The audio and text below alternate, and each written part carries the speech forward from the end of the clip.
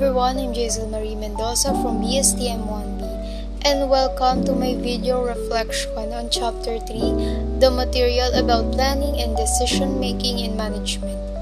I find several important points that resonate with my understanding of effective management practices. Importance of planning is like a roadmap for organization. It helps set clear objectives and ensure that everyone is on the same page working towards the same goals. I realize that without a solid plan, it's easy for teams to become disorganized and lose focus. Continuous process. I appreciate that planning is not a one-time activity but an ongoing process. Organizations need to be flexible and ready to adjust their plans based on changing circumstances. This adaptability seems crucial, especially in today's fast-paced business world. Goal orientation. I learned that planning should always be guided by specific goals.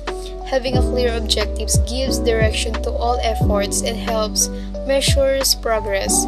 If an organization doesn't have clear goals, it can lead to confusion and inefficiency.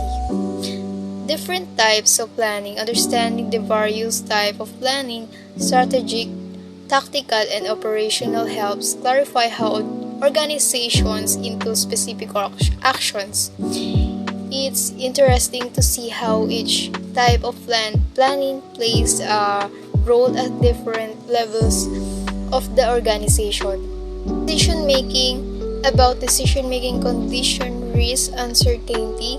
Certainty is enlightening. It's clear that making informed decision is essential, and managers must consider potential risks and outcomes when making choices.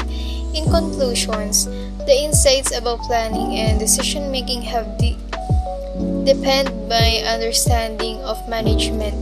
I can see how these concepts are essential for leading a successful organization. As I continue my studies, I'll keep these principles in my mind as they will be valuable in my future career.